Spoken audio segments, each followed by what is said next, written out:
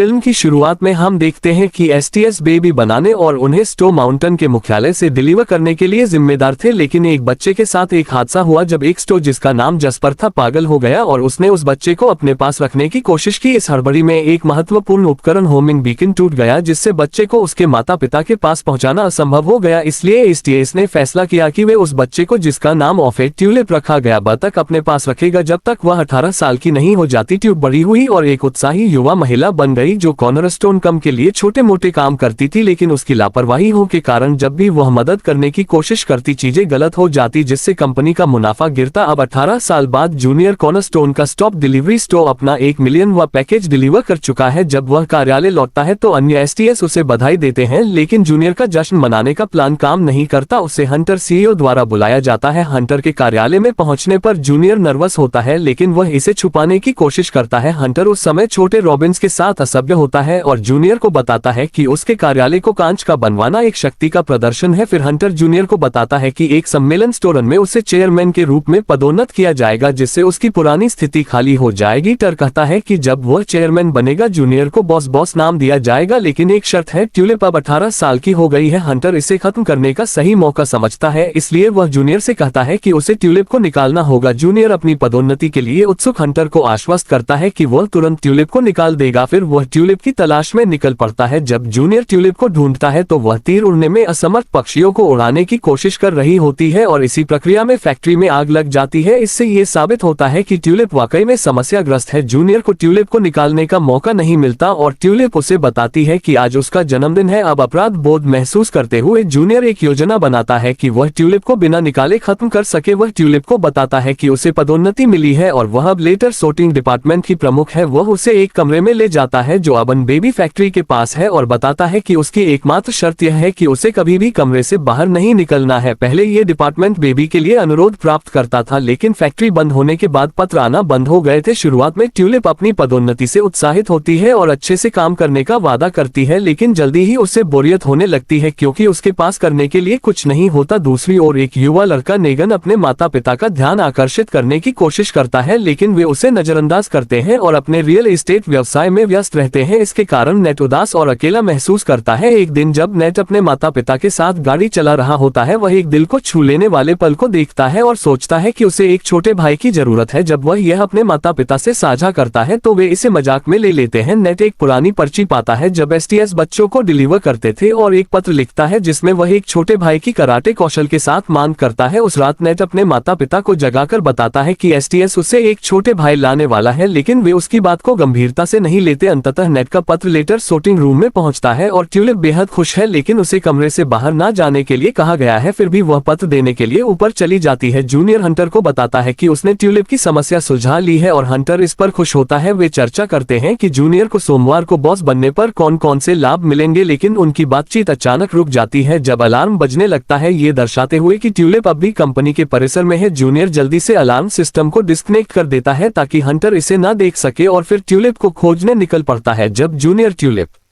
को ढूंढता है तो वह बेबी फैक्ट्री में होती है और एक सीढ़ी को मशीन में डालने जा रही होती है। जूनियर उसे रोकने की कोशिश करता है, लेकिन वह सीढ़ी डाल देती है। कुछ ही क्षणों में दोनों को ये पता चलता है कि ट्यूलिप ने पत्र को बेबी मेकिंग मशीन में डाल दिया है, न कि लेटर बॉक्स में। जूनियर मशीन को पत्र प्रोसेस करने से रोकने की कोशिश करता है और इस दौरान उसका पंख टूट जाता है, लेकिन उसकी कोशिशें विफल हो जाती हैं। कुछ समय बाद मशीन से एक लड़की बाहर आती है जिसे डिलीवर करना है। जूनियर तुरंत घबरा जाता है क्योंकि उसे पता है कि अगर हंटर को इस बारे में पता चला तो वह उसे खत्म कर देगा और उसकी पदोन्नति भी चली जाएगी। सोचने के बाद जूनियर और ट्यूलिप उस बच्चे को ट्यूलिप के पूर्व कार्यालय में छिपाने का फैसला करते हैं। रास्ते में उन्हें पिजन मिलता है और हाकी दोनों संदिग्ध तरीके से व्यवहार करते हैं। पिजन इसे नजरअंदाज कर देता है। ट्यूलिप के कार्यालय में जूनियर बताता है कि वह चुपचाप पैकेज डिलीवर करने जाएगा और सोमवार को अपनी पदोन्नति के लिए समय पर वापस आ जाएगा, लेकिन एक समस्या है, उसका पंख टूट गया है। एकमात्र विकल्प है कि वह ट्यूलिप द्वारा बनाए गए विमान का उपयोग करे। पहले ट्यूलिप संदेह करती है और कहती है है कि उसने विमान किसी और चीज के लिए बनाया था, लेकिन अंततः वह सहमत हो जाती है चूंकि जूनियर विमान उड़ाने में असमर्थ है। ट्यूलिप उसके साथ जाती है। अचानक जेस्पर जो बेकार नजर आ रहा है उन्हें देख लेता है और उनका पीछा करने लगता है। इस बीच गाना घर में नेट अपने नए भाई के आने की तैयारी कर रहा है। उसके माता पिता ये देख लेते हैं और नेट अपने माता पिता को बताने की कोशिश करता है कि स्टॉक सब बच्चे नहीं डिलीवर करते, लेकिन वे अपनी बात पर अडिग रहते हैं। थोड़ी बातचीत के बाद नेट उन्हें मनाने में सफल होता है कि बच्चे के आने की तैयारी के लिए उन्हें घर में बदलाव करना चाहिए। मिस्टर और मिसेस गाना को यह विश्वास नहीं है कि कोई बच्चा आएगा, लेकिन वे पल का फायदा उठाकर अपने बेटे के साथ मजे करने का फैसला करते हैं। इस बीच कंस्टोन.com के मुख्यालय में पिजन को एहसास होता है कि ट्यूलिप और जूनियर गायब है। उन्हें खोजते समय वह बेबी पाउडर पाता है। तुरंत वह एक उड़ने वाला यंत्र बनाता है और जांच करने निकल पड़ता है। पहले यात्रा ठीक लगती है, लेकिन ट्यूलिप जो पायलट है बच्चे से ध्यान भटका देती है और एक अज्ञात स्थान पर विमान को क्रैश कर देती है। जूनियर गुस्से में ट्यूलिप पर चिल्लाता है और उसे सभी समस्याओं के लिए दोषी ठहरा आता है। परेशान होकर जूनियर टीम को तोड़ देता है और घोषणा करता है कि वह खुद बच्चे को डिलीवर करेगा। इससे ट्यूलिप की भावनाएं आहत होती हैं। जूनियर और बच्चा बहुत दूर नहीं जाते कि उन्हें भेड़ियों द्वारा अपहरण कर लिया जाता है। भेड़ियों का झुंड जिसमें 2 भेड़िए हैं शुरू में बच्चे को खाने का इरादा रखते हैं, लेकिन वे जल्दी ही बच्चे के प्रति प्रेम में पड़ जाते हैं और उसे अपने में शामिल करने का फैसला करते हैं। जूनियर और ट्यूलिप भेड़ियों को धोखा देने की योजना बनाते हैं और यह योजना सफल होती है। जब भेड़िए चले जाते हैं तो दोनों बच्चे को पकड़कर भागने लगते हैं। भेड़िए उनका पीछा करते हैं, लेकिन जूनियर और ट्यूलिप क्रैश किए गए विमान का उपयोग करके भाग निकलते हैं, जिसे ट्यूलिप ने एक रबर राफ्ट में बदल दिया है। भेड़ियों से दूर जाने के बाद जूनियर और ट्यूलिप बच्चे के साथ गर्मजोशी से समय बिताने लगते हैं। जब जूनियर महसूस करता है कि वह बच्चे के साथ अपनी कम कर रहा है तो वह राफ्ट को चाकू मार देता है और कहता है कि रात हो गई है। बाद में उस शाम ट्यूलिप जूनियर से पूछती है कि उसने राफ्ट को क्यों चाकू मारा, लेकिन वह इसे टाल देता है। वह ये भी पूछती है कि जब वह बॉस बनेगा तो उसकी योजना क्या है, लेकिन जूनियर के पास कोई जवाब नहीं होता। बातचीत आगे बढ़ती है और दोनों अपनी कम कर देते हैं। ट्यूब जूनियर को बताती है कि उसने विमान क्यों बनाया था। वह उसे बताती है कि उसके पास अपने टूटे हुए होमिंग बीकन का एक टुकड़ा है और वह उस विमान का उपयोग अपने परिवार को खोजने के लिए करना चाहती थी, लेकिन उसने अपना मन बदल लिया और बच्चे को वह करने के लिए अपने सपने का बलिदान कर दिया। जूनियर इससे प्रभावित होता है और ट्यूलिप को बच्चे का नाम रखने देता है, जिसे वह डायमंड डेस्टिनी नाम देती है। अंत में दोनों तय करते हैं कि वे अगली सुबह नजदीकी बंदरगाह की ओर जाएंगे और बच्चे के पते पर एक जहाज पर सवार होंगे। डायमंड डेस्टिनी को सोने में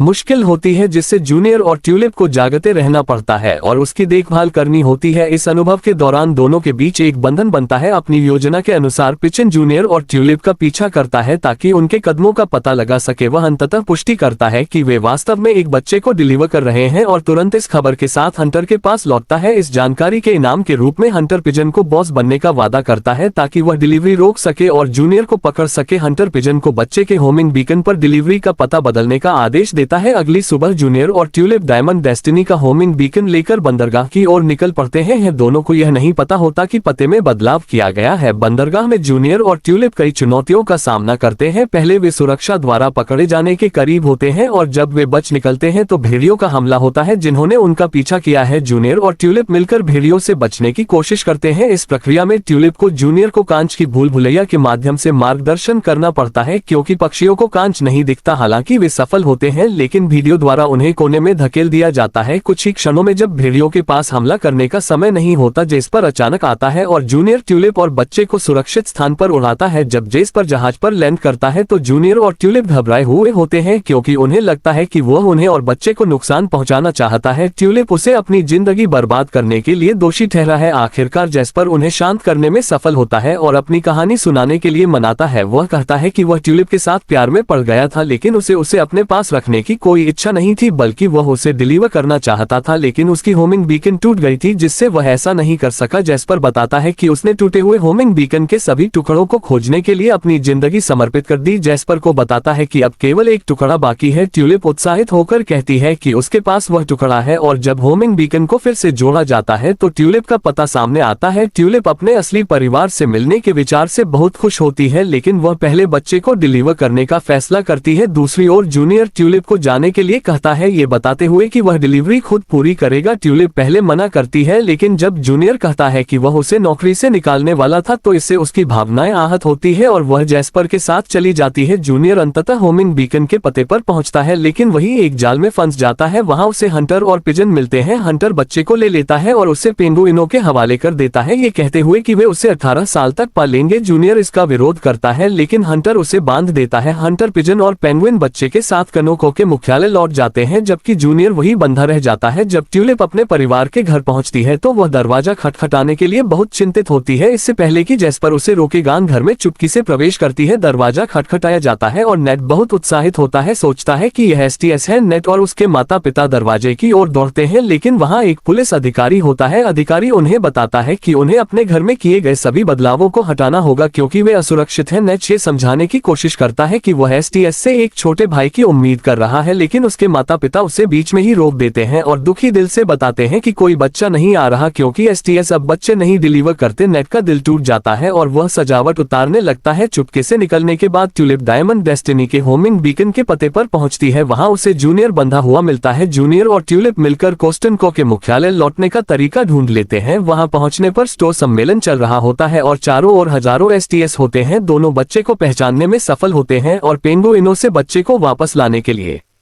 जूनियर और ट्यूलिप मिलकर काम करते हैं। लेकिन जब जाने का समय आता है तो केवल एक जैकपैक उपलब्ध होता है, जिससे ये बहस छिड़ जाती है कि जैकपैक किसे मिलना चाहिए। बहस तेज हो जाती है, जिससे जूनियर और ट्यूलिप की पहचान उजागर हो जाती है। जब स्टॉक बच्चे को देखते हैं तो वे तुरंत जूनियर और ट्यूलिप के पीछे पड़ जाते हैं। हंटर भी उनके साथ होता है और जूनियर और ट्यूलिप बच्चे की फैक्ट्री में शरण लेते हैं। जब उन्हें लगता है कि बाहर निकलने का कोई रास्ता नहीं है तो जूनियर बेबी मेकिंग मशीन को सक्रिय कर देता है। जैसे ही बच्चे बाहर आने लगते हैं, अन्य एसटीएस हैरान रह जाते हैं, लेकिन हंटर पागल हो जाता है। पिजन मशीन को बंद करने की कोशिश करता है, लेकिन वह इसे तोड़ देता है, जिससे बच्चे और तेजी से बाहर आने लगते हैं। हंटर गुस्से में आकर फैक्ट्री को नष्ट करने का फैसला करता है, जिसमें बच्चे और एसटीएस दोनों होते हैं। वह एक मशीन में चढ़ जाता है और तबाही मचाने के लिए तैयार होता है, लेकिन चीजें उसके अनुसार नहीं होती। मशीन गिर जाती है और हंटर अंदर ही रह जाता है। सौभाग्य से कुछ तार उसकी गिरावट को रोक लेते हैं। रोबिन, जिन्हें उसने अपने ऑफिस में बुरा व्यवहार किया था, हंटर को इस स्थिति में देख लेते हैं। हंटर तुरंत छोटे पक्षियों से मदद मांगता है, लेकिन वे इसके विपरीत करते हैं। हंटर गिर जाता है और वह कोनस्टोन.com के ऑफिस को भी अपने साथ ले जाता है, जिससे उसकी बुरी सत्ता का अंत होता है। जब हंटर चला जाता है तो जूनियर नेतृत्व संभाल लेता है और घोषणा करता है कि स्टॉक फिर से बच्चे डिलीवर करेंगे। जूनियर डायमंड डेस्टिनी को डिलीवर करने के लिए निकलता है और ट्यूलिप उसके साथ जैस्पर की पीठ पर बैठती है। जब वे गाना घर पहुंचते हैं तो नेट अपनी बहन से मिलकर बहुत खुश होता है। सब कुछ सही होने के बाद ट्यूलिप अपने परिवार से मिलती है और यह उनकी पहली मुलाकात है, लेकिन वे उसे खुली बाहों से स्वागत करते हैं। जूनियर को भी परिवार का हिस्सा माना जाता है और यहीं पर इस फिल्म का अंत हो जाता है। तो दोस्तों, आपको ये स्टोरी कैसा लगा, नीचे कमेंट बॉक्स में अपनी राय जरूर दें और ऐसे ही स्टोरी